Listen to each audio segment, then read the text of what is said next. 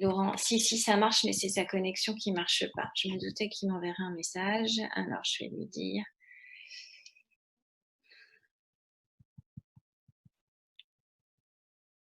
En salle d'attente, je vous admets, mais ça ne fonctionne pas.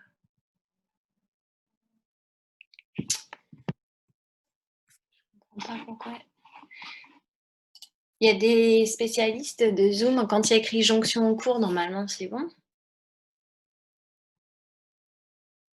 Oui, normalement, c'est que c'est en train de l'accepter. Ouais, ouais, mais je pense que c'est ça. Affichage de mon côté. Alors, Jeanne, c'est bon, vous avez décidé quoi faire de votre vie en Pas septembre? encore. Non, je fais encore des recherches sur les écoles grecques. Ouais, grecques. Ouais. En fait, j'attends de voir si je peux être acceptée à Boule. Sinon, je pense partir en Grèce. Ok. Bon, mais je crois que Laurent, il y a moyen de le faire passer sur Discord ou pas? Il y en a qui l'ont, qui le connaissent, qui ont des... Oui, oui, il m'a envoyé un message une fois, donc je peux le retrouver, je pense. Je peux Ouais, je l'ajouter veux au bien, groupe et parce on que là, le en publie. fait, il apparaît 10 fois dans admettre, et je l'admets, mais je pense que c'est voilà, c'est la 11e fois que je l'admets. Je vais le contacter par Discord, d'ailleurs. Ouais, merci. Je lui envoie un petit message. Je vais lui dire. Merci. Mathias. On va commencer.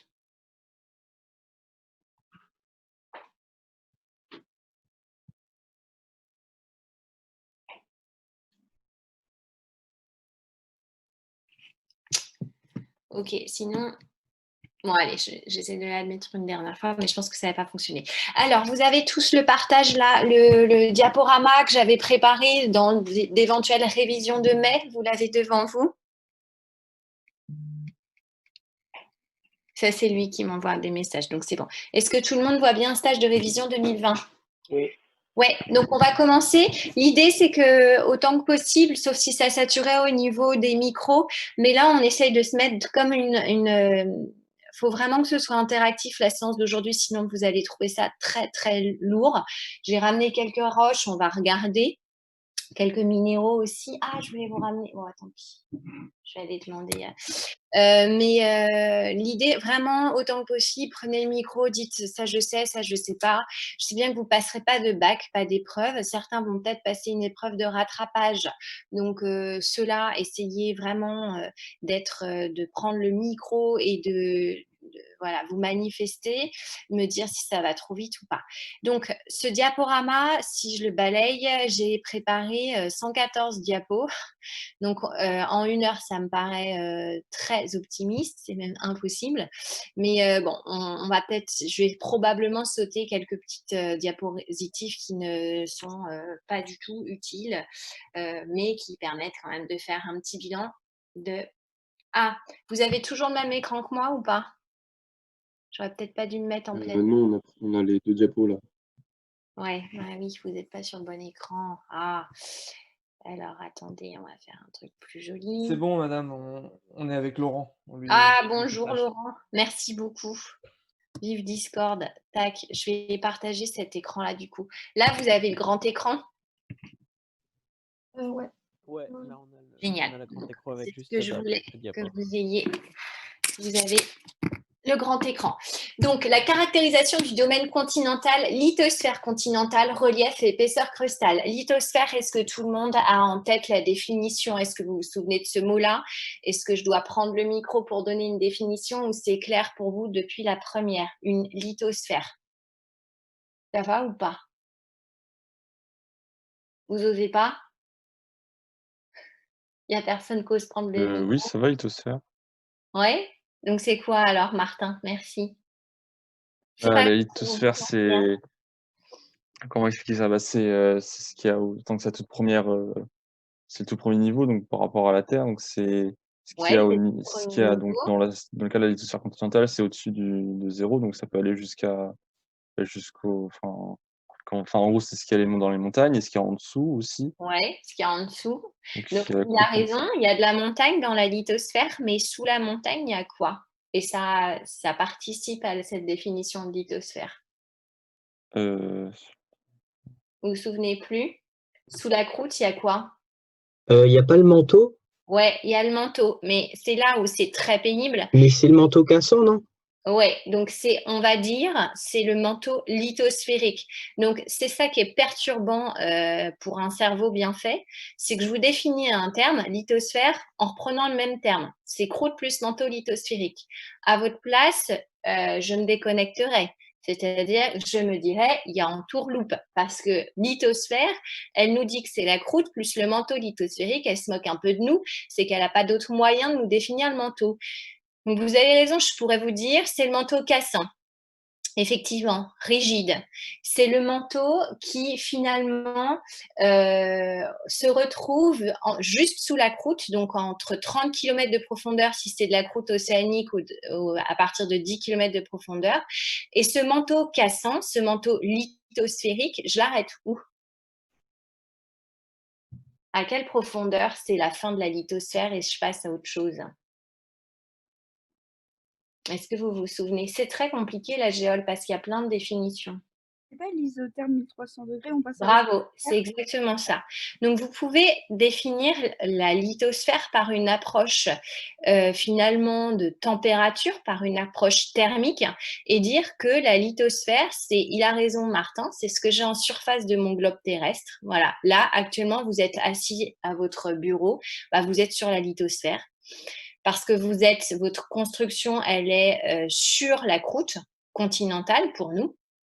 Et cette croûte continentale, en dessous, il y a un manteau qui est accolé à la croûte. Hein. Il y a pas de, il y a le mot qui est finalement cette séparation lithologique entre la croûte et le manteau, mais votre manteau, il est vraiment collé à la croûte. Il forme une seule plaque, hein, les fameuses plaques lithosphériques, c'est croûte plus manteau rigide cassant lithosphérique. Et ce manteau lithosphérique cassant, on considère que ça reste du manteau lithosphérique jusqu'à 1200 degrés ou 1300 degrés Celsius, effectivement la fameuse isotherme. Est-ce que ça va ça pour tout le monde? C'est clair ou pas? Donc la lithosphère, c'est l'enveloppe externe de notre planète et elle fait en moyenne 110-120 km. Au-delà de la lithosphère, en dessous, on a l'asténosphère, la sphère sans résistance. Donc là, c'est plus cassant, c'est ductile. Et c'est caractérisé par une isotherme supérieure à 1200 degrés Celsius et par un comportement différent des roches. On est toujours dans du solide, mais on va être dans un comportement ductile, malléable, si vous voulez, avec la mise en place de mouvements, de petites cellules de convection, des petites ou des grandes, en fonction des partisans d'une convection à une couche et demie ou deux couches. Ah, il y a Ryan qui est dans la salle. Tac. Ouais, alors, il faut juste que... Attendez, et si je fais ça, est-ce que là, je vais le trouver? Tac, si je passe comme ça. Participants, tac, voilà, admettre tout. Voilà, j'ai changé d'écran, mais normalement, vous êtes resté sur le bon, si je n'ai pas fait de bêtises. Donc, lithosphère, bonjour Lina, bonjour Ryan, c'est bon, vous nous entendez? Je peux continuer? Tac. Ouais, ça va? Vous êtes avec nous? Lina et Ryan, est-ce que vous avez le son? Bon. Ils sont en train de se connecter. Ryan et Lina, est-ce que vous nous entendez ou juste vous avez fait preuve de présence, mais vous êtes partis prendre un café? J'entends pas. Pourtant, j'ai mis le son à fond. Bon, c'est pas grave, je continue. Donc, lithosphère continentale, lithosphère océanique. Pourquoi avoir mis les qualificatifs continentale, océanique? Tout simplement parce qu'on vient de rappeler que la lithosphère, c'est croûte plus manteau lithosphérique et que cette croûte peut être continentale. La roche que vous retiendrez, roche caractéristique de la croûte continentale, c'est quoi? C'est le granit? Ouais, bravo. Et croûte océanique, ce serait quoi pour vous la roche caractéristique? C'est le basalte ou le gabbro. Bravo, vous savez tout. Donc, granit, effectivement, c'est la roche magmatique plutonique, donc qui se crée en profondeur, qui se forme en profondeur, qui cristallise en profondeur. Ce granit, j'ai pas eu le temps d'aller en chercher. Ah si, j'ai la ce granit, il a pour caractéristique 3 minéraux essentiels que sont, il y en a un qui raye le vert. C'est Ce granit le minéral qui raye le vert dans le granit. Il Le s'appelle comment? quartz. ou le quartz? Ouais, bravo. Le quartz.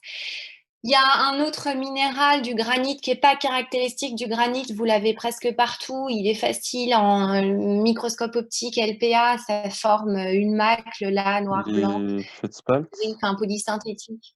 Ouais, bravo, les feldspaths. Et le dernier petit minéral caractéristique des granites, et qui va d'ailleurs donner des couleurs. Vous avez les granites blancs, dits leucogranite, qui sont riches en blanc. Et vous avez les Mica. granites. Ouais, bravo, les micas. Bravo, bravo. Donc, granit, quartz, mica, feldspath. Le gabbro, en revanche, il est plutôt clair ou plutôt sombre? Sombre. Ouais, sombre parce qu'il est très riche en un minéral sombre qui s'appelle, c'est vieux pour vous tous, hein, pyroxène, d'accord? Il est très riche en pyroxène, le gabbro. Il y a un tout petit peu d'olivine de couleur verte, mais c'est quand même, ouais, la proportion est beaucoup plus faible. Et il y a des feldspaths aussi. Et basalte, c'est exactement la même chose qu'un gabbro, sauf que le basalte, il se crée en surface, il cristallise en surface. C'est une roche magmatique volcanique avec quelques cristaux qui sont emprisonnés dans une pâte amorphe, alors que le gabbro, c'est une roche magmatique plutonique à texture grenue, entièrement cristallisée avec des cristaux jointifs. La péridotite, c'est la roche par excellence du manteau, ça va, du manteau lithosphérique surtout. Le mot, c'est la limite entre croûte et manteau. Donc, c'est une surface, en fait, mise en évidence par le comportement des ondes sismiques, les ondes P et les ondes S. Je ne sais pas si vous vous souvenez de votre cours de première. Et donc, c'est la limite croûte-manteau. L'isotherme, vous me l'avez dit, c'est passage de la lithosphère à l'asténosphère. Donc, je vous rappelle, la lithosphère, c'est croûte plus manteau lithosphérique. Radiochronologie, c'était le truc nouveau pour cette année. Ça va me permettre de donner un âge relatif ou absolu à mes échantillons.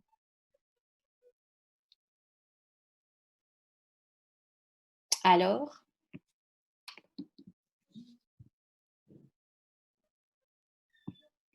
Vous ne vous souvenez plus entre âge relatif et âge absolu?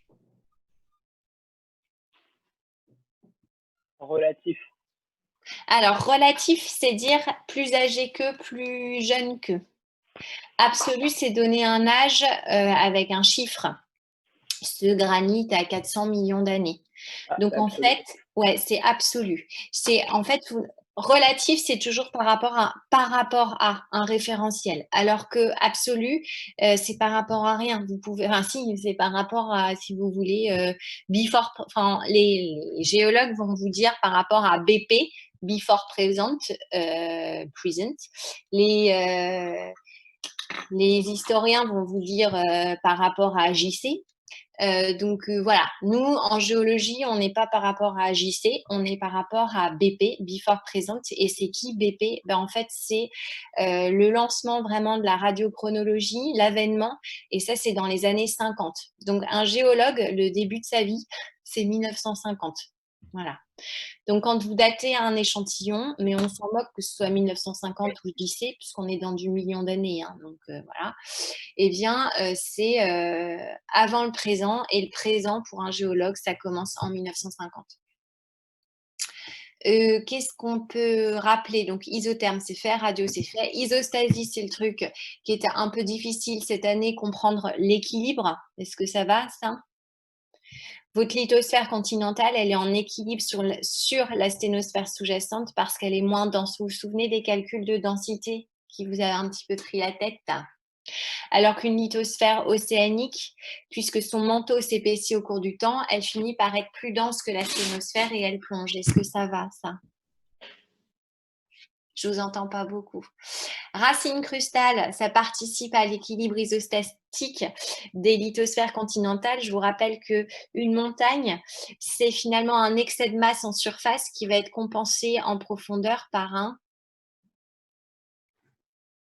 Défaut quoi? de masse. Ouais, bravo, un défaut de masse. Et ce défaut de masse, ce sera de la matière continentale, du granit, avec une densité faible de 7, qui est beaucoup plus faible, cette densité, que de la péridotite à une densité de 3,3.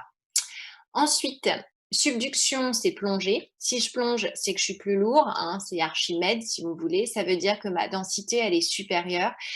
Et normalement, par principe d'isostasie, seules les lithosphères océaniques subduisent. Les lithosphères continentales ne devraient pas pouvoir subduire, mais elles sont souvent entraînées dans leur subduction. On parle d'obduction parce qu'elles sont finalement, par le biais des marges passives, elles sont cohérentes avec les lithosphères océaniques. Collision, c'est la rencontre de deux lithosphères continentales. Déformation tectonique, on en a vu 3, les plis, les failles normales et les failles inverses. Est-ce que ça va, ça aussi? Donc, j'ai mon petit modèle tac, ici. Je vous rappellerai ce qu'est une faille inverse et une faille normale avec ce petit machin-là. Alors, oups. La caméra, elle est là. Je vais vous le remontrer après. Ensuite, faille inverse, je viens de le dire, normal, pli, tout ça, c'est de la déformation tectonique, soit en compression, soit en extension. Nappe de charriage, c'est à grande échelle. Métamorphisme, ça doit vous rappeler quelque chose. C'est une modification à l'état solide suite à des variations de quoi? Transformation. Ouais. Je fais varier quoi dans le métamorphisme? La pression ou la température. Bravo. Et éventuellement, je peux rajouter. Ouais, exactement. Avec de Je l'eau peux aussi. rajouter l'eau. Ouais, exactement. Là, je vous ai ramené une roche métamorphique. Hop. Alors, je vais essayer de ne pas la faire tomber. Est-ce que vous voyez quand je la mets là? Parce que je suis pile dans la caméra, parce que je ne vois pas mon écran.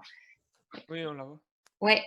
Est-ce que vous voyez qu'il y a des linéations là, des structures allongées? Ouais, pas trop? Oui, on voit un peu. Donc, j'arrive à voir en fait ma caméra. Madame, il faudrait que vous acceptiez Anis à la réunion. Ah oui, surtout que... Hop. Merci beaucoup. Alors, attendez. Hop, participants.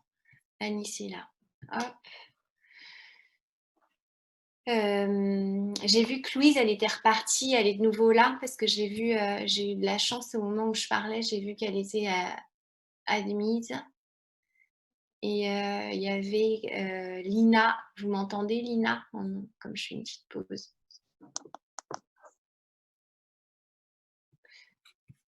Alors, j'ai juste regardé. J'aimerais bien voir ma caméra. Ah, mais je suis bête, il faut que je me mette là. Tac, voilà, super. Alors, je vais mettre comme ça, voilà. Là, vous le voyez, ok? Ça va, là?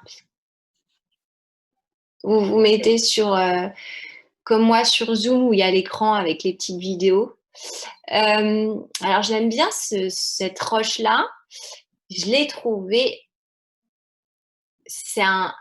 alors, j'ai trouvé dans les Alpes. Ok. Et alors, vous constatez ces lignes-là, blanches, grises, noires ou pas? Oui, on peut les voir. Ouais. Ça vous fait penser à quel type de roche, ça? Avec des linéations comme ça.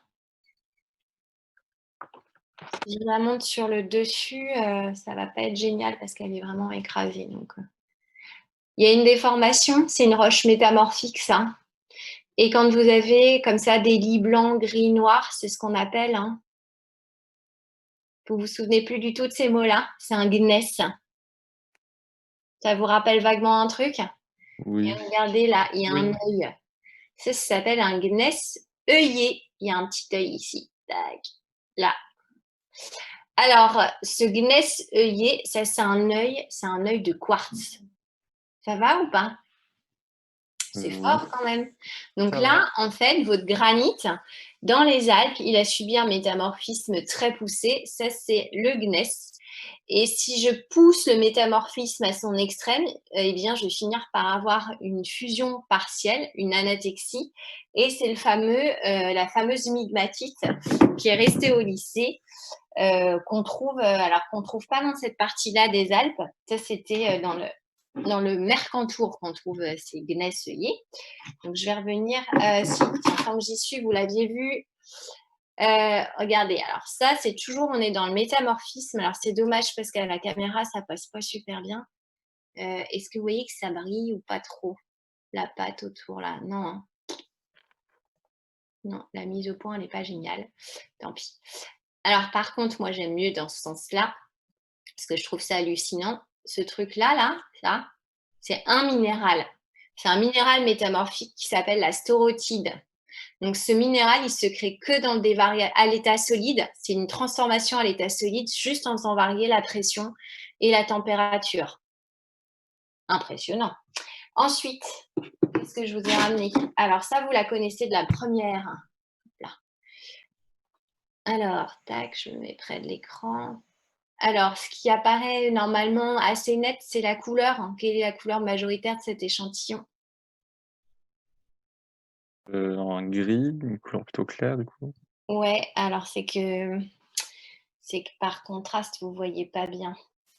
C'est vert en fait. Oui, oui aussi on voit Normalement, un vous peu de vert. devriez voir du vert. Oui, on voit des Ouais. nuances de vert. Un peu. Ouais, alors le vert, c'est l'olivine. D'accord. Le noir, c'est du pyroxène. Donc ça, c'est une péridotite en fait. C'est la roche du manteau. Et alors, comment on a fait? Comment j'ai fait? Je ne suis pas allée dans le manteau, hein. C'est pas possible. Mais en fait, si je vous montre cette côté-là, peut-être que je me mette. J'ai l'impression que l'éclairage, il n'est pas génial. Ouais, là, c'est mieux.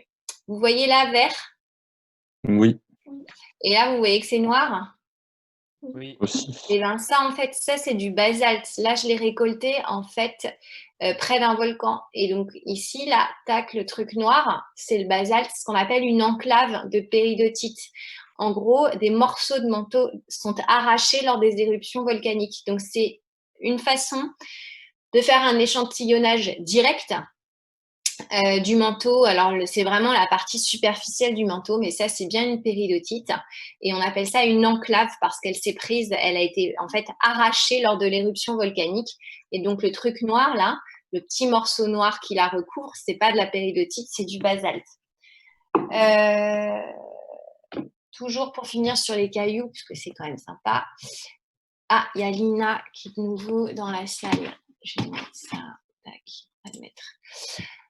Là, comme ça, c'est pas mal si j'arrive à faire jouer avec la lumière. Alors là, vous constatez quoi? Alors, l'idéal, là, il faudrait vraiment que vous l'ayez en main parce que je vous le dis, elle est légère, cette roche-là. Et elle est légère parce que regardez dessus. Qu'est-ce que vous constatez? Il y a des trous, non? Ouais, il y a plein de trous. Alors, ça, c'est une roche. Il y a plein de trous. Il y a quelques cristaux, mais alors, il faut vraiment se battre pour les voir. Ça, c'est une roche magmatique volcanique, près d'un volcan. D'accord? Type un peu pierre ponce. Donc, celle-là, elle a été échantillonnée près d'un volcan. Paf. Mais on les achète aussi, même en pharmacie ou autre, pierre ponce pour poncer, quoi. Et en fait, ce sont ces petits creux qui font que la roche, elle est râpeuse. Je vous ai tout montré. Et puis alors, si vous êtes fan de cailloux, il y a ce truc-là, hop là, que vous connaissez probablement. J'arriverai pas. Oh, c'est dommage, on ne voit pas sa couleur. Attendez, je vais comme ça. Si je me mets près de la lumière, est-ce que ça peut le faire? Ouais, c'est pas mal. Ah, voilà. Alors, il y en a qui collectionnent les... Donc ça, c'est à Diane, hein. C'est à ma fille, je lui ai emprunté. C'était son cadeau de 4 ans. Ils sont un peu maso, les profs de SVT. C'est quoi ça? Vous connaissez ou pas? Non? C'est de l'olivine. Alors, bon, pour Diane, 4 ans, c'est une pierre précieuse. D'accord? Bon, on l'a acheté 10 €. Donc, vous n'allez pas faire fortune avec ça, mais c'est joli. C'est pas de l'olivine, mais vous avez raison, c'est vert. C'est de la malachite. Alors, ça peut pas être de l'olivine. Je vous explique pourquoi. Est-ce que vous voyez qu'il y a comme des petits traits là? Mais voyez les traits? C'est bizarre comme truc. L'olivine, le cristal olivine, normalement, c'est une forme vraiment type cristaux, une maille cristalline en 3D. Est-ce que tout le monde me suit? Or là, je vois, en fait, c'est comme des alvéoles vert clair, vert foncé. Ça va ou pas, la mise au point? Ça, c'est Oui. une malachite. Donc, la malachite, quand vous faites cette collection des minéraux, c'est un des premiers que vous achetez dans votre collection parce que ça coûte pas cher et que c'est joli. Et en fait, quand vous voyez cette structure-là, normalement, en géologie, vous devez vous dire, bon, bah, ce truc-là, c'est fort, ce minéral-là, il se construit nécessairement pas à haute température et haute pression ou autre, quoi. C'est pas un diamant avec une forme cristalline bien déterminée. Quand j'ai des linéations comme ça, comme si ça se créait par, c'est de la chimie, quoi. Je sais pas pour vous si ça vous fait penser à de la chimie, mais vous voyez, les cercles concentriques, ce sont des dépôts. Ah, des dépôts, ça se fait nécessairement dans l'eau. Donc ça, c'est un minéral qui se crée dans un contexte de sédimentation. Voilà. Donc la malachite, c'est, vous trouvez ça dans des roches plutôt sédimentaires. C'est un carbonate. Alors si vous voulez, faut surtout pas le faire, mais si vous voulez vérifier que c'est du carbonate, les spé, vous devez savoir comment on prouve que ça c'est du carbonate. Je peux faire un test. Je peux mettre quelque chose dessus pour vérifier que c'est du carbonate. Je vais mettre De l'acide. ouais, voilà. Si je mets une goutte, mais je vais pas le faire là. En plus, elle a été polie, puis elle est pas à moi. Si je mets une goutte d'acide chlorhydrique, ça doit faire effervescence. Ça va ou pas? C'est clair ça pour tout le monde? Les petits rappels de cailloux? Je crois que je vous ai ramené tous ceux que j'avais là vite fait sous la main. Alors, je vais reprendre mon diaporama. Tac. Schiste, donc en fait, les schistes sont des roches métamorphiques avec un débit schisteux, c'est-à-dire une forme en feuillet, comme alors le gneiss que je vous ai montré, migmatite, un micmac entre les deux, fusion partielle, c'est passer de l'état solide à l'état liquide, soit en faisant varier P et ou T ou H2O, et anatexie crustale, c'est dans les zones de collision, capacité finalement à passer la barrière du solidus suite à un métamorphisme poussé. Alors, bon, ça, j'en dis 2 mots. J'ai été très lente sur la première diapo, rassurez-vous, après, je vais être super rapide, hein, d'accord? Donc là, vous avez la déformation des isothermes à l'aplomb d'une dorsale. Donc, vous m'avez rappelé que 1200 degrés Celsius ou 1300, ça vous rappelez-vous quelque chose? En gros, de là jusqu'à là, je suis dans la lithosphère océanique. Et pile à la dorsale, cette lithosphère, elle est en train de se former. Donc ici, mon isotherme 1200 degrés, elle est très très proche de la surface. Ma lithosphère océanique est très fine. Plus je m'éloigne de la dorsale, plus le manteau lithosphérique se crée et donc plus j'ai une lithosphère épaisse. Je vous rappelle qu'à l'aplomb de la dorsale, vous avez des chambres magmatiques. Qui dit magma dit à un moment donné refroidissement, cristallisation et donc mise en place des gabbros en profondeur et des basaltes en surface. Ensuite, juste pour vous rappeler que les géothermes, la terre, terme température qui fait sous nos pieds, ces géothermes ont cette forme-là, ce n'est pas linéaire, on l'a vu, on l'a démontré même cette année. Pourquoi c'était pas linéaire? Ça dépend de la convection et de la conduction, des modes de propagation de transfert, des modes de transfert thermique, pardon. Et donc là, clairement, le géotherme vert, c'est celui continental moyen, le bleu, c'est océanique, qui se ressemble pas mal, évidemment, mais l'océanique, la lithosphère océanique, en gros, elle a un recyclage plus rapide. C'est un petit peu plus chaud. Et puis là, en rouge, c'est le géotherme sous une dorsale. Et vous constatez quoi? Qu'en fait, sous une dorsale, ce géotherme recoupe partiellement le solidus. J'ai une fusion partielle aux alentours des 12%. En fait, j'ai une remontée ici du manteau asténosphérique. Le manteau asténosphérique, il est sous les 1200 degrés Celsius. Il remonte. Et en le remontant, il est solide, mais ductile, comportement ductile. En remontant, il coupe la droite du solidus, fond partiellement. J'ai quelques gouttes de magma ici qui ensuite vont cristalliser, donner gabbro et basalte de la croûte océanique. Mais à un moment donné, il finit par remonter. De toute façon, ils ne font plus. Donc, c'est la fameuse fusion partielle associée au dorsal.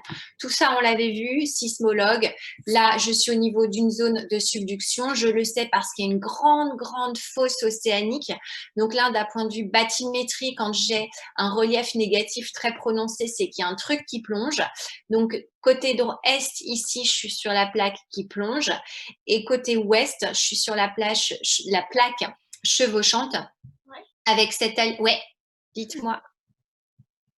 Non, j'écran en temps. Avec cet alignement des volcans, on parle d'arc insulaire. Donc là, c'est au niveau de l'archipel des Mariannes, la fosse océanique est particulièrement profonde. On peut atteindre les 10 km de profondeur, c'est énorme, hein, d'accord, et ça se voit bien sur ce relief-là. Tac. Ensuite, je passe. Donc là, ces coupes que vous aviez faites en première et qu'on a refait en terminale permettaient juste de confirmer une chose, c'est que vos volcans sont globalement souvent au-dessus du plan d'Ouadati-Benioff, à peu près à 100 km au-dessus. Ce qui signifie que vers 100 km de profondeur, dans les zones de subduction, il y a une possible fusion partielle et on va comprendre comment. Donc là, vous avez des plans d'Ouadati-Benioff avec des angles de pendage qui sont plus ou moins forts. Au Japon, il est faible. Au niveau des Mariannes, l'angle, il est très, très fort, presque 90. Donc là, la plaque, elle plonge très facilement. L'explication, c'est que ce sont des plaques très anciennes. Ici, au niveau des Mariannes, c'est une plaque lourde, épaisse, froide, dense, donc qui plonge aisément. Alors qu'au Japon, ici, c'est une plaque plus récente, peu épaisse, peu froide, plus récente nécessairement. Donc, la subduction, elle est plus compliquée. Il y a une autre explication pour ceux qui feront de la géologie plus tard, c'est qu'ici, vous avez des cellules de convection qui poussent dans ce sens-là, qui tournent comme ça. Et donc, du coup, ça facilite encore le pendage. Alors que là, surtout pour le chimie, vous avez une cellule de convection qui va dans ce sens. Donc, elle a tendance à empêcher la subduction de se produire. Hop, je passe. Là, tout à l'heure, je vous ai demandé, hein, c'est mon petit sablier, datation absolue versus relative. Là, c'était mon programme de première, la datation relative, grâce à l'échantillonnage des roches sédimentaires au fond de l'océan et finalement une symétrie par rapport à l'axe de la dorsale. Plus je m'éloigne de l'axe de la dorsale, plus les carottes sédimentaires obtenues par forage sont épaisses et puis je peux faire des âges relatifs. Quand je suis sur des sédiments de surface, c'est un âge récent. Quand je vais sur des sédiments plus en profondeur, c'est un âge plus ancien. Donc là, on est dans du relatif. Donc, quand vous regardez la bathymétrie d'une dorsale, la dorsale, Adolphe Nicolet, Christian Nicolet et Adolphe Nicolas sont deux géologues très connus quand on fait de la géologie après le bac. Et donc, Adolphe Nicolas qui a écrit un petit bouquin qui est très, très facile à comprendre, à lire, qui s'appelle « Les montagnes sous la mer ». Ça, c'est quelque chose que nous, on n'a pas d'intuitif parce que moi, je n'ai jamais pris un submersible et je pense que ça m'arrivera probablement jamais dans ma vie. Tant pis, c'est comme ça. Mais quand vous allez à plus de 2000 mètres de profondeur dans un submersible, vous découvrez un truc hallucinant, des montagnes sous la mer. Et ces montagnes, vous allez les trouver au niveau des dorsales océaniques. Donc, une dorsale, c'est quand même une montagne. Là, on est à 5000 mètres de profondeur en moyenne, les plaines abyssales. Votre dorsale, elle culmine à 2500 mètres, donc ça fait une montagne avec bien un delta, une altitude de 2500 mètres. C'est pas rien, c'est pas de la montagnette, quoi, c'est de la vraie montagne. D'où le terme montagne sous la mer associé au dorsal. Et donc, en fait, là, c'est très exagéré. Vous allez me dire, maintenant, il n'y a pas de dorsale. Bon, sur les pourtours de votre montagne, il y a évidemment une accumulation de sédiments. Et c'est une accumulation énorme puisqu'on est dans l'eau et que dans l'eau se déposent les sédiments. Donc, il n'y a pas d'érosion comme on peut l'avoir, nous, en surface, avec le vent, l'eau, etc.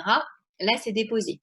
Donc, il y a quand même une accumulation sédimentaire très forte. Tout ça, je passe. Hop, hop, hop. La fameuse datation absolue qui vous a plu ou pas, je ne sais pas. En tout cas, vous l'aviez eu au bac blanc.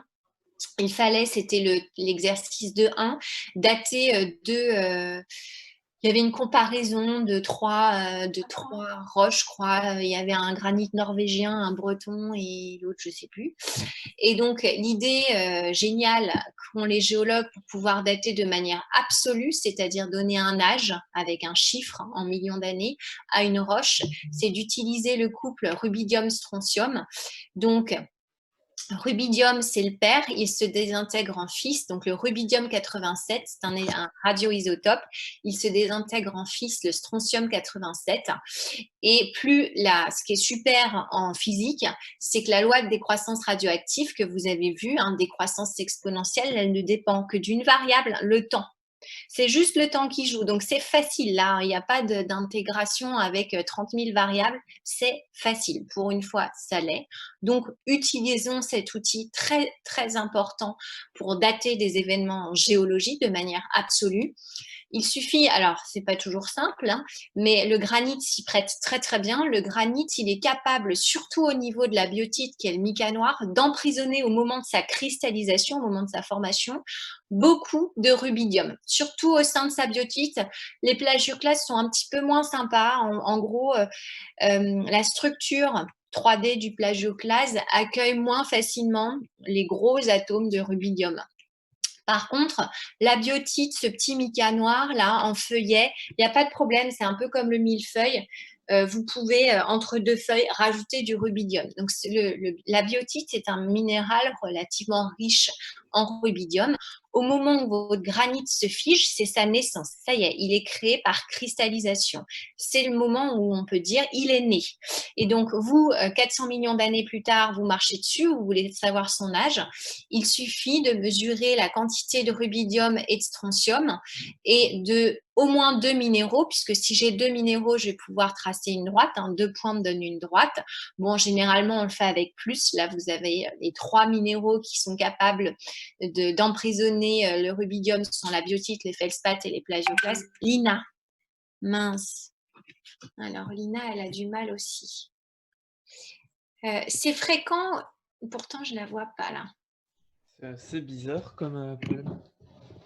Enfin, Vous avez le même souci le vendredi avec le mardi avec Madame Toulagian, parce que sinon je vais arrêter Zoom, mais c'est dommage. Non, ou en tout cas, ou sinon personne le dit. Enfin, je me souviens pas qu'il y ait des problèmes le mardi. Un peu agent, je sais pas. Toutes les 5 minutes, elle se déconnecte, Lina. C'est embêtant parce qu'accessoirement, Lina, elle a possiblement un oral de rattrapage. Je fais un petit peu ça pour elle, alors ça m'ennuie. Mince. On peut la mettre sur Discord, Lina? Je peux lui demander. Et Discord, on tente.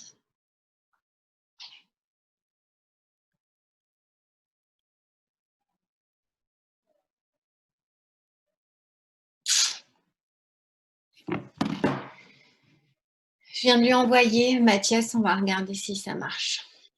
Oui, je venais de le faire aussi. Merci. Hop. Ça va les autres? Je vois qu'il y en a plein qui ont enlevé leur micro. Je ne sais pas si vous me suivez, mais ça va quand même? Oui, oui, ça va. Super. Bon, Il y alors, avait Laurent qui avait une question, c'est la datation absolue se fait que par radioactivité? ouais, oui, exactement. C'est par ces couples père-fils qu'on date de manière absolue plein d'événements. Donc, c'est comme ça qu'on a daté les grottes de Lascaux, par exemple. Alors, ce n'est pas le rubidium strontium pour les grottes de Lascaux, c'est le carbone 14 qui se désintègre en azote. Et pourquoi on a pris carbone 14? D'une, parce que les peintures rupestres, vu que c'est du charbon qui est utilisé entre autres, eh bien le charbon, c'est du carbone. Et donc, du coup, on se base là-dessus. Et l'autre raison aussi, c'est que les grottes de Lascaux, pour pouvoir les dater, il faut un couple dont la période ou demi-vie est, on va dire, dans la même gamme de valeurs d'âge que l'événement que vous datez, quoi. Et le couple carbone-14-azote, c'est 5730 ans. Donc, plus ou moins 10 fois, vous pouvez dater des événements jusqu'à 60 000 ans, quoi. Donc, Lascaux, c'est complètement dedans. Les momies aussi, on les date au carbone 14. Donc, oui, c'est vraiment l'avènement de la datation absolue. Elle repose sur la radiochronologie. Voilà. Donc, il faut absolument trouver des couples de radioisotopes père-fils pour pouvoir dater des événements. Et c'est comme ça qu'on a daté l'âge de la Terre à 4,567. C'est Claire Patterson qui a travaillé sur une météorite et c'est avec le couple, c'est l'uranium, lui, qu'il a utilisé pour trouver cet âge absolu de notre planète. Donc ouais, vous pouvez lui répondre que c'est effectivement c'est par la datation, par les couples radioisotopiques qu'on date de manière absolue un événement. Et donc ce qu'on avait D'accord. vu, c'est que le père se désintègre en fils. Donc plus le temps passe, plus ma droite ici, eh bien, va avoir sa pente augmentée. Donc on peut, trouver alors, par le calcul, l'âge petit t est donné par le logarithme népérien. A, c'est la pente plus 1 divisé par lambda, c'est ln de 2 sur t. Hein, lambda, c'est l'inverse de la demi-vie, enfin, c'est le logarithme ln népérien de 2 divisé par, ça se trouve tout bêtement ce truc-là. Si vous voulez, en fin d'année, je vous le montrerai, mais c'est vraiment, c'est des maths faciles, ça. Et donc, vous faites cette application numérique et vous trouvez l'âge. Mais si vous n'avez pas de calculatrice et qu'on vous demande juste entre cet échantillon-là et celui-ci, lequel est le plus vieux, eh bien, c'est celui qui a la plus forte pente. Pourquoi? Parce que plus le temps passe, plus les pères deviennent des fils. Puis un jour, votre pente, elle est rigoureusement verticale et là, c'est fichu. Je n'ai pas Discord. Oh non. Ah, c'est vraiment embêtant. Je ne sais plus quoi faire. Et si elle m'appelle, je la mets comme ça, c'est pas grave. Après tout. Oui, ça peut marcher. Si elle est toute... Ah mince, je me plante de appelez-moi. En plus, je l'écris comme ça, la honte. Oh, on va enlever tout de suite cet horaire. Supprimons. Je vais l'appeler. Hop. On va y arriver, on va y arriver. Elle est où, Lina? C'est elle ou pas? Vous pouvez lui dire qu'elle m'appelle sur le WhatsApp, là. Parce que j'ai tellement de trucs WhatsApp que je vais mettre 3 heures. Quelqu'un lui envoie un petit message et je décrocherai quand elle va m'appeler. Donc, ça, je passe. Paf. Ça, je passe, on l'avait vu. Hop, allez, tout ça. Donc, bilan partiel, âge absolu de la croûte continentale. La croûte continentale atteint des âges bien supérieurs à ceux de la croûte océanique. Pourquoi? Votre croûte océanique, qui est finalement cohérente avec le manteau lithosphérique, elle atteint jamais les 200 millions d'années parce qu'elle plonge. Elle plonge parce qu'elle est plus dense que ce qu'il y a en dessous. Sa densité ne dépasse jamais celle de la sténosphère sous-jacente. Donc, voilà. Donc, vous ne retenez pas ces valeurs, ça ne sert à rien. Sachez que le granit est moins dense que basalte gabbro, eux-mêmes moins dense que la péridotite. Ça, c'était des rappels, tout ça, je passe. Un granit, vous l'avez vu tout à l'heure. À droite, un microscope lame mince de granit avec les quartz mica feldspath. Ici, ici, vous avez un basalte et là, c'est un gabbro assez clair quand même. D'habitude, les gabbros sont souvent beaucoup plus foncés, riches en pyroxène, en olivine. Et ça, c'est la fameuse péridotite que je vous ai montrée tout à l'heure, riche en pyroxène et en olivine.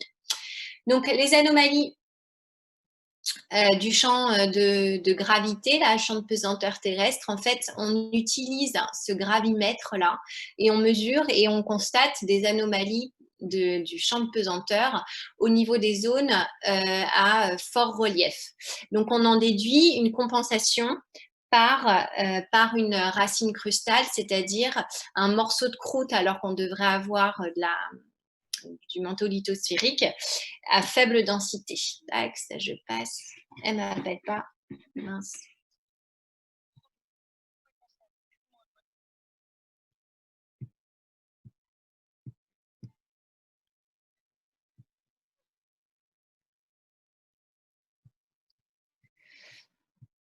Hop, je passe ici.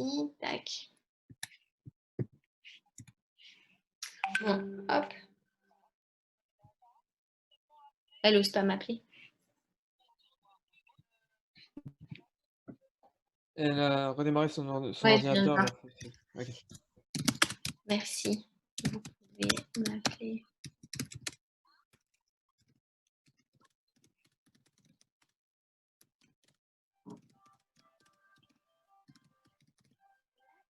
Quoi? Non. Hop. Tout ça, je passe. Hop, hop, hop. Tac. Les fameuses racines crustales qu'on voit ici sur des profils de sismique réflexion, donc ça ressemble vraiment à des racines dentaires avec un léger décalage évidemment par rapport au relief positif. Bon, tout ça je passe. Hein. Hop, vous savez tout, et puis si vous savez plus, c'est pas grave. Le fameux bateau en granit, vous vous souvenez, il ne coule pas tout simplement parce que le volume d'eau qu'il déplace. Vous pouvez accepter Luna. Ouais, bien sûr, mais en fait à chaque fois ça. Merci.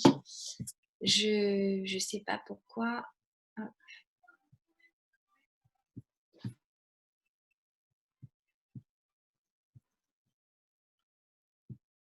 Il y a Sonia aussi. Est-ce que c'est la maman? Je ne sais pas. Oui, en fait, elle a dû se relier sur l'ordinateur. Ouais, je me doute qu'elle a pris d'autres trucs pour que ça fonctionne. Tac. On va voir. Sinon, vous m'appelez, enfin qu'elle m'appelle sur mon portable et je la mettrai. Elle m'entendra comme ça et je peux mettre, je peux viser l'écran avec mon portable. On a toujours des moyens. Donc, il flotte tout simplement parce qu'il a un gros volume. Tout ça, je passe. Paf. Comment la lithosphère continentale s'épaissit-elle? Eh bien, c'était les fameuses déformations tectoniques. Donc, la croûte continentale, elle s'épaissit lors de la collision avec comme marqueur tectonique les fameux plis. Ah, et ça y est, et faille. Alors, inverse ou normal? Super. Inverse ou normal?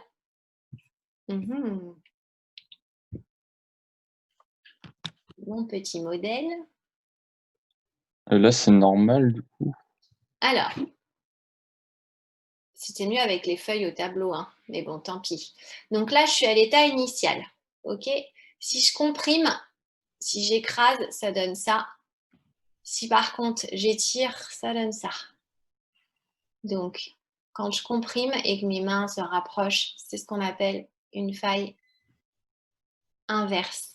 En fait, si je fais un carottage dans la faille, là, je vais avoir le blanc qui se retrouve, qui est normalement plus âgé que le violet, puisqu'il est en dessous. Eh bien, le blanc, hop, il se retrouve sur le violet. Et ça, c'est inverse. La chronologie, elle est inversée. Donc ça, c'est une faille inverse. Et quand je fais une extension, paf, eh bien, la chronologie des dépôts, elle est toujours respectée. Là, je suis dans une faille normale. J'ai du violet sur du rouge. Le violet est plus récent que le rouge. C'est normal. Est-ce que ça va, ça? Ouais? Je continue? C'est bon, merci. Les fameuses nappes de charriage, c'est quand vous êtes à grande échelle. Et ça, c'était notre petit modèle avec de la craie ou du cacao. Quand on comprime, on a et du pli et des failles inverses. Donc finalement, la déformation tectonique, hein, je m'épaissis, mon petit bonhomme, il s'épaissit par compression, par les plis. Il a des plis et des failles inverses. Ce sont des marqueurs tectoniques. Vous remarquerez qu'on a les deux dans le même bac. Donc, un modèle va se comporter plutôt de manière ductile en pli ou plutôt de manière cassante en faille inverse en fonction de la force avec laquelle et la vitesse avec laquelle vous pratiquez la déformation. Et voilà. Et voilà, et j'avance. Donc là, ce sont les petits... Oups, les petits schistes, là, le petit gneiss que je vous ai montré tout à l'heure, et là, la migmatite où en fait, vous avez poussé la déformation à l'extrême avec finalement, vous passez la droite du solidus, une fusion partielle, la fameuse migmatite avec des petits filons finalement de granit, d'un petit granit qui se reforme. Donc, dans les chaînes de collision, vous pouvez avoir... Staurotite, c'était lui, hein. C'est celui-ci, la staurotite, c'est ce fameux minéral-là, ou croix de Saint-André. Donc, vous pouvez pousser la déformation à l'extrême et aboutir à un phénomène d'anatexie crustale, c'est-à-dire de fusion partielle. Tout ça, je passe, tac, tac, vous avez tout retenu. Ah, si, quand même, le métamorphisme, vous l'aviez bien retenu, puisque quand vous avez pris le micro tout à l'heure, vous étiez assez réactif. Je passe d'une roche avec deux types de minéraux, le minéral A et le minéral B. Je fais varier la pression et ou la température et ou H2O et j'observe à l'état solide une transformation avec une réaction entre le minéral B et le minéral A et une couronne réactionnelle ici, création d'un nouveau minéral le minéral C. Si je laisse le métamorphisme à l'extrême, à la fin, eh bien, tout le minéral B, là, je l'ai en relique, mais là, je ne l'ai plus du tout. Donc, relique, ça doit vous faire penser au pyroxène en relique. Là, le minéral B, c'est totalement transformé en minéral C. Ça, je passe. C'était des droites de métamorphisme. On passe tout ça. Donc là, la fameuse staurotite que je viens de vous montrer, le distène, donc les minéraux que vous trouvez associés au métamorphisme, souvent sont des minéraux jolis, entre guillemets, qu'on collectionne, typiquement le grenat, le distène, la staurotite, par exemple. Hop. Donc le bilan partiel, je m'épaissis par raccourcissement. En raccourcissant, j'épaissis ma croûte continentale et je le prouve avec des déformations tectoniques type pli, faille inverse. Et puis, minéraux de type, ici, paf, staurotide, silimanite, andaluzite, bon, tout ça, je passe, paf, paf. Hop! Les marqueurs, qu'est-ce qui me permet de prouver, excusez-moi, je suis allée trop vite, convergence cytosphérique, contexte de la formation des chaînes de montagnes. Donc, pourquoi il y a collision? Parce qu'avant, il y a eu subduction. Et pourquoi il y a subduction? Parce qu'avant, il y a eu océanisation. J'ai eu une mise en place d'une lithosphère océanique. Et pourquoi il y a eu aussi une océanisation? Parce qu'avant, il y a eu un rifting intracontinental. Donc, pour arriver au stade final de la collision, dans le cadre de la formation des montagnes, de l'orogenèse, on a plein de petites étapes, plus ou moins longues, rifting intracontinental, puis océanisation, puis subduction et enfin collision. Alors, qu'est-ce qui prouve dans les Alpes actuelles on va considérer que c'est une chaîne de collision? Eh bien, il y a un moment donné dans la vie des Alpes, il y a forcément eu un océan, puisqu'il y a eu avant collision, subduction. Et pour qu'il y ait subduction, je vous rappelle que pour que ça subduse, il me faut forcément une lithosphère océanique. Si j'ai une lithosphère océanique, c'est qu'il y a eu océanisation dans un premier temps. Donc, quand vous vous baladez dans certaines parties des Alpes, typiquement, alors dans la nappe de Digne, on peut trouver, en a moins en moins parce que ça a été un peu pillé, des fossiles d'ammonite et par principe d'actualisme. Donc ça, c'est une espèce qui n'existe plus depuis la fin du Jurassique, là, mais par principe d'actualisme, cette ammonite, elle ressemble beaucoup au nautile actuel. Voilà. Donc, les ammonites, les bélémites qui n'existent plus, elles ont disparu fin 65 millions d'années à peu près. Eh bien, par là, ces animaux-là actuels vivent dans des eaux profondes, plus de 400 mètres de profondeur dans les îles Pacifiques pour le nautile. Donc, on en déduit que ce n'était pas un petit lac qu'il y avait dans les Alpes au Jurassique, mais bien un océan, l'océan alpin. Ça, c'est le stage que malheureusement, vous ne faites plus. C'est partir au niveau de cette zone-là qui s'appelle une ophiolite. Je ne sais pas si vous vous souvenez, on l'avait regardé sur la carte. Et cette ophiolite, c'est un morceau de lithosphère océanique qui se retrouve en plein milieu d'une montagne. Et cette ophiolite, c'est donc des basaltes en coussin sur des gabbros, sur de la péridotite. Donc là, vous êtes bien en face d'une petite lithosphère. Alors, c'est extrêmement mince par rapport à la réalité 120 km. Ça a été un petit pincement. Et donc, face à ce basalte sur le gabbro, sur la péridotite, on peut confirmer que dans les Alpes, ici au niveau du Chenaillet, mais il y en a plein d'autres, des sutures ophiolitiques, je ne sais pas si vous vous souvenez de cette expression-là, eh bien, on prouve qu'il y a eu un océan alpin. Tac. Bon, ça, je passe. Voilà, les ophiolites.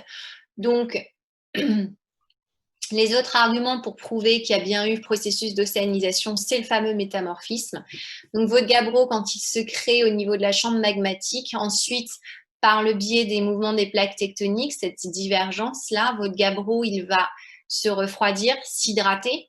La pression reste la même, mais si je refroidis, si je diminue T et que je rajoute de l'eau, ce sont les fameuses droites réactionnelles. Je suis là, eh bien, je refroidis, je vais acquérir de nouveaux minéraux, typiquement la hornblende, je ne sais pas si vous vous souvenez de ça, puis je continue chlorite, actinote. Donc, tout ce trajet-là, c'est un marqueur d'océanisation. Donc, je passe tout ça, hop là. Ensuite, ce gabbro, quand il arrive près d'une zone de subduction, eh bien, il va plonger avec la plaque. Et là, vous allez augmenter la pression. Donc, ça, ce sont des marqueurs d'océanisation. Mais par contre, ici, tac, ah ben non, je ne l'ai pas mise à droite, c'est pas bien. À partir de G3, si je poursuis l'histoire logique, je suis lourd, vieux, dense, paf, je plonge.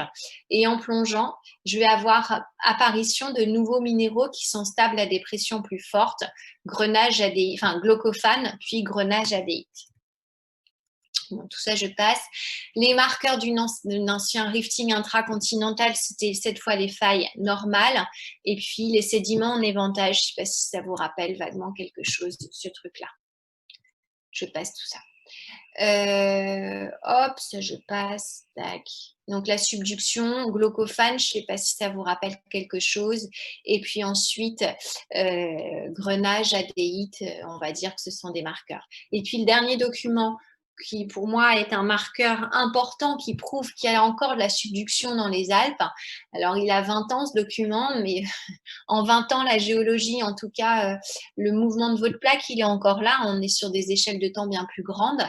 Eh bien, vous constatez quoi? Là, si vous regardez du dessus, vous avez des séismes avec des foyers très profonds ici, moyennement profonds en orange ici, puis jaune plus superficiel. Vous remarquerez que vos séismes, ils sont alignés, d'accord? Ils sont organisés. On voit là la plaque qui plonge dans ce sens-là, d'ouest vers est. Là, vous avez une coupe. Et en coupe, vous constatez, tac, j'ai été déconnectée. Est-ce que vous pourriez m'accepter? Bien sûr. Hop là. Et donc, en coupe, vous constatez que le plan de Ouadati-Benioff, il est toujours là, avec vos foyers superficiels et vos foyers profonds. On est bien en fin de subduction. Donc, les partisans de la collision vous disent non, c'est une chaîne de collision. Ceux de la subduction vous disent non, c'est de la subduction. Regardez, il y a encore le plan de Ouadati-Benioff. On n'est pas géologue, on est en terminale et nous, on ne prend pas parti. Le programme de terminale imposait aux profs de dire que les Alpes étaient une chaîne de collision. Voilà. Et puis, pour terminer, si vous regardez, si vous faites de l'échantillonnage dans différentes régions des Alpes, vous allez trouver des métagabbros avec soit des auréoles de hornblende, d'autres avec de la chlorite actinote, d'autres du glaucophane. Et puis, quand vous allez en Italie, vous avez plutôt du grenat et de la jadéite. Donc, vous voyez un gradient qui va d'ouest vers est, un gradient de métamorphisme qui vous permet d'illustrer le gradient de la subduction avec surtout, plus je vais vers l'est, je trouve glaucophane et après chlorite actinote, voire même de la cohésite. Donc là, ça veut dire que votre plaque, elle est passée très en profondeur. Et donc ça, vous l'aviez super bien retenu, en tout cas quand on en discutait ensemble. La plaque qui subduit, c'est la plaque Europe. Et la plaque du dessus, la plaque chevauchante, c'est la plaque africaine. Donc ça vous résume l'histoire des Alpes. Un rifting intracontinental. Hop, ici, un début d'océanisation. Hop, l'océan alpin se met en place. Puis rapidement, subduction. Alors, pourquoi ça subduit? Tout simplement parce qu'en fait, alors qu'il était en plein essor, cet océan alpin, il a fini par avorter à cause de, si j'ose dire, l'ouverture de notre océan Atlantique qui finalement, là vous avez une divergence qui va induire une convergence ici, une fermeture. Et donc vous avez cette cicatrice qu'est la suture ophiolitique qui prouve que dans les Alpes actuelles, avant, au Jurassique jusqu'au Crétacé, on a eu un océan qui s'est fermé. Ça va? Je vous libère bientôt.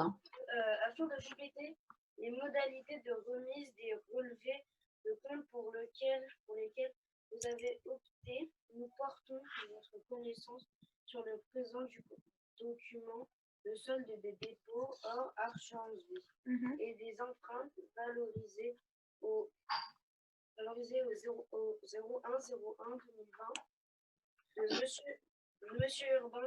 Monsieur Urbain Guillaume. Le directeur de votre agence CIC se tient à votre disposition pour toute précision. J'ai cru qu'on entend Inès. Inès, on vous entend. Je vais bientôt finir. J'ai cru qu'il y avait une question et à un moment donné, j'ai compris que c'était pas pour moi. C'est terrible. C'est pas grave. Hop, je rebondis. Telle l'obduction. Ah. Bon, j'espère que ça vous a pas trop gavé quand même ce cours, parce que c'est vraiment de la révision. J'ai hâte de parler d'autres choses, mais bon, vous m'avez demandé de faire de la révision, alors. Vous avez encore 5 minutes ou vous avez cours après? Vous en avez marre, en fait. Non, on n'a pas de cours après, normalement. Bon, je regarde juste, je vous montre un petit truc et puis après, hop, attendez, je vais me remettre là. Alors, tac. Je vais juste vous montrer ça et puis on s'arrêtera là. Je vais aller directement, hop, au volcan. Alors, dans les zones de subduction, pour terminer, voilà, on va juste aller là. Puis je vous laisse tranquille pour aujourd'hui. Normalement, vous êtes de nouveau en plein écran. Dans les zones de subduction, il y a des volcanismes actifs, explosifs, dangereux. Pour une raison simple, c'est que le magma est très visqueux. Et s'il est très visqueux, c'est parce qu'il est très riche en... Madame, on voit pas. Silice.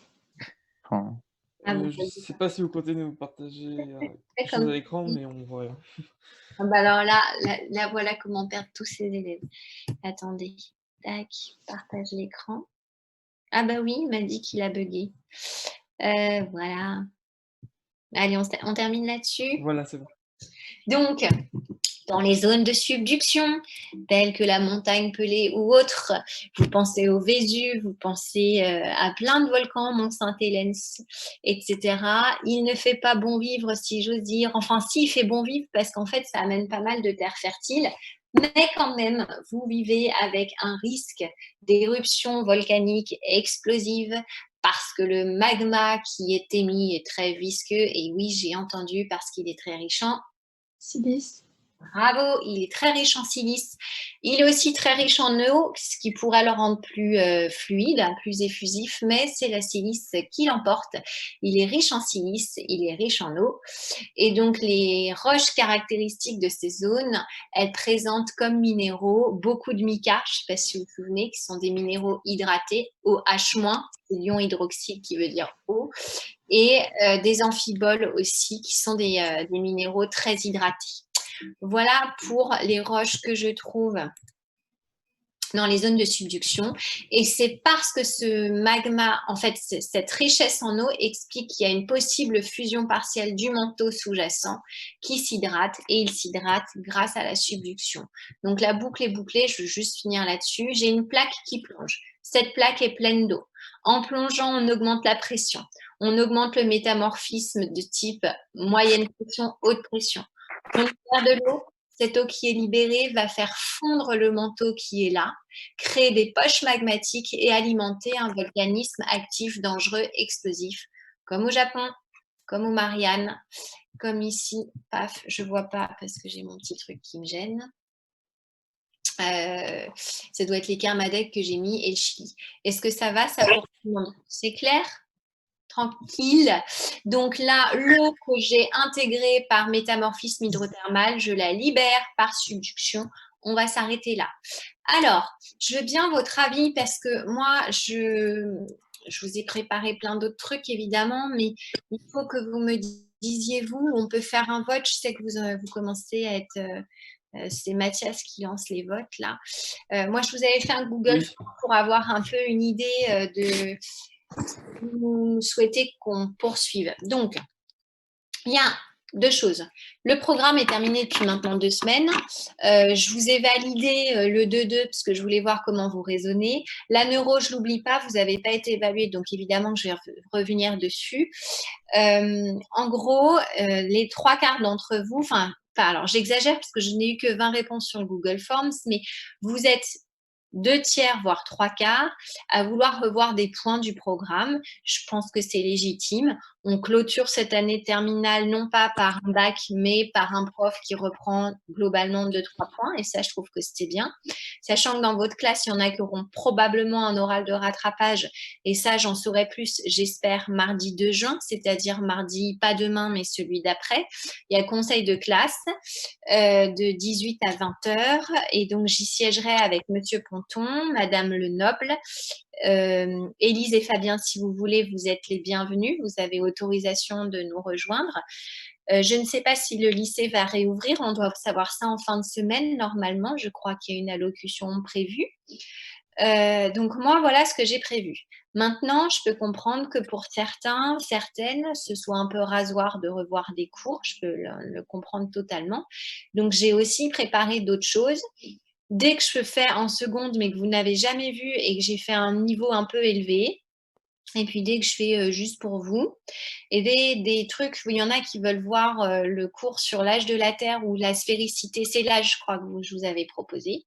Donc ça, je pense que c'est effectivement, ça fait partie de la culture G que vous n'avez pas eu vous, puisque vous n'avez pas eu cette réforme de lycée et profitons de cette absence de bac, pour, développer un petit peu enfin moi je suis favorable à ça, votre culture G, même si, en juillet, ce sera fini pour vous, pour un grand nombre d'entre vous, les sciences de la vie et de la terre.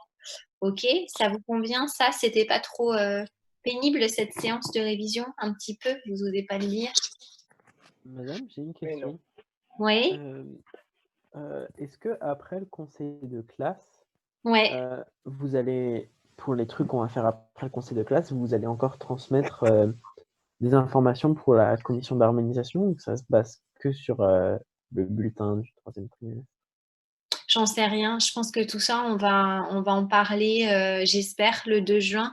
Quand je dis j'espère, c'est que dans ce cas-là, il y aura eu un positionnement, global de la part du rectorat pour savoir comment nous, on va, harmoniser, au niveau de vos livrets scolaires, par exemple. Et donc, D'accord. vous occupez des livrets, mais les commissions d'harmonisation, c'est au niveau Et académique, c'est ça? ouais, en fait, les commissions d'harmonisation, c'est en gros quand vous êtes jury d'examen, à l'issue de la correction des copies, vous vous réunissez pendant 2-3 jours et vous reprenez tous les livrets et les résultats. Mais là, vous n'avez pas eu de note. Non seulement vous n'avez pas eu de bac, mais vous n'avez pas eu de note au 3e trimestre. Donc, est-ce que, et on sait tous les lycées, Ouais, j'arrive. Ça déjà termine là. leurs élèves au 1er et 2e trimestre que les notes qu'on peut espérer atteindre le jour du bac. Ça, c'est une évidence pour tout le monde, quoi. À Delacroix, on n'est pas plus sympa qu'ailleurs, hein. Donc ça, je pense que ça va être évoqué. Après, globalement, alors j'ai réussi à voir, enfin déjà Parcoursup, moi ça fonctionne super hein, maintenant, donc je regarde. Et de toute façon, il fait un super travail aussi de vérification. Comme on vous voit pas en présentiel et qu'on est un peu encore votre papa et votre maman, on vérifie que vous vous connectez bien pour valider. On va pas le faire tout le temps, hein. Il y a un moment donné, il faut vraiment que vous fassiez attention aux dates. On a envoyé, Monsieur Ponton a envoyé un message à 2 élèves qui étaient concernés et puis je me suis permis de renvoyer via WhatsApp un petit rappel. Après, c'est sûr que nous, on sait pas tout. Parfois, vous validez pas juste parce que vous êtes pris dans une formation privée et qu'on sait plus, enfin, on n'est pas avec vous H24, donc c'est compliqué aussi. Pensez vraiment là, sauf pour ceux qui sont un peu limite au niveau de la moyenne et à qui, probablement il y aura un oral de rattrapage proposé, je ne sais pas où. Ce sera très certainement au lycée. Peut-être que le lycée va réouvrir. Chaque jour, est nouveau, dans l'évolution des choses, donc faut laisser le temps aux gens. Moi, je suis assez pressée, j'avoue, de reprendre. Ça se trouve, vous aurez cours, mais en même temps, votre conseil sera passé. Comment vous envisagez la suite, j'en sais rien. Ce sera probablement comme tout ce qui se fait en ce moment sur la base du volontariat. En tout cas, moi, je serai évidemment volontaire pour revenir. Et pour les élèves, ça, je me permets d'insister, qui devraient passer un oral de rattrapage. Là, cette semaine, je fais une semaine habituelle, mais la semaine prochaine, je trouverai soit 1 heure en plus sur mon créneau, mais ça devient compliqué parce que j'ai beaucoup d'heures à faire et accessoirement, mes enfants n'ont pas repris l'école. C'est pas défaut de ma part, de volonté, c'est qu'elles ne sont pas prises, elles ne sont pas prioritaires et donc du coup, je peux pas les laisser devant un écran, toute la journée. Vous comprendrez bien qu'en tant que maman, j'ai aussi, un travail à faire et ça, c'est pas facile. Donc si je pouvais proposer 15 heures de classe virtuelle à tout le monde, ce serait génial. Mais après, voilà. Donc j'ai demandé à ce que mes filles reprennent l'école. Ça va peut-être se faire et plus j'ai de temps à la maison, plus j'en ai pour vous, quoi. Donc faire des oraux blancs, par exemple, pour ceux qui vont passer un oral de rattrapage, c'est évidemment un truc que je vous proposerai. Voilà. Et si je le fais, ce sera peut-être peut-être le soir quand j'ai un peu plus de temps qu'en journée entre les classes à gérer en seconde, en première. Voilà. Donc, je vous oublie pas, on fait le maximum, mais c'est pas évident. Et j'ai hâte que les enfants reprennent. Le doyen de la faculté de médecine de Strasbourg a pris le micro et a bien dit que les enfants étaient transmettaient très peu et risquaient pas grand-chose. Voilà. Donc, j'aimerais bien que les petits, on les laisse un peu tranquilles avec ce confinement parce que c'est long pour eux. Vous êtes grands. Alors, vous savez vous occuper, vous n'avez pas besoin qu'on... Voilà. Un écran pour vous, c'est pas gênant. À 4 et 7 ans, ça l'est énormément, en tout cas pour moi. Donc, je suis contre le lavage de cerveau. Voilà. Bon, donc je suis désolée, c'est pas très précis ce que je vous dis. Mercredi, c'est sûr, on termine la géole, mais vite, sauf si vous m'envoyez un mail tous en me disant franchement, ça servait à rien, on maîtrise tout. Et on fait la neuro. Et puis, très rapidement, je fais des petits trucs que je vous avais prévus là sur des génialies assez sympas. Voilà. Ça vous convient? C'est parfait. Ça vous va? Et vraiment, ah oui, en ce moment, comme on remplit les LSL, c'est possible que vous ayez eu des devoirs maison et autres parce que c'est la première fois qu'un enseignant doit évaluer un élève alors qu'il ne l'a pas vu pendant 2 mois. Et on a énormément de mal à écrire. Enfin, vous verrez, hein, moi, je suis pas contente de ce que j'ai mis, mais en gros, j'ai pas mis grand-chose sur le 3e trimestre. J'aurais préféré qu'on clôture ce 3e trimestre, qu'il n'y ait pas d'avis à émettre. Néanmoins, vous m'avez rendu vos devoirs, donc j'ai mis devoirs rendus. Soyez pas surpris, j'ai pas mis votre note, même dans le commentaire, sur le devoir que vous m'avez rendu. Voilà. Je vous l'ai rendu officiellement. J'ai mis pour certains, quand j'avais les mails de vos parents, vos mails en copie pour vous féliciter parce que vous avez tous très bien travaillé. Et donc, moi, c'est ce que j'ai mis dans mon appréciation globale, mais je n'ai pas mis votre note. Voilà. J'ai juste mis la note de QCM d'avant les vacances, mais pas dans la partie globale. Vous avez 0 note pour votre moyenne. Je l'ai juste précisé dans l'appréciation.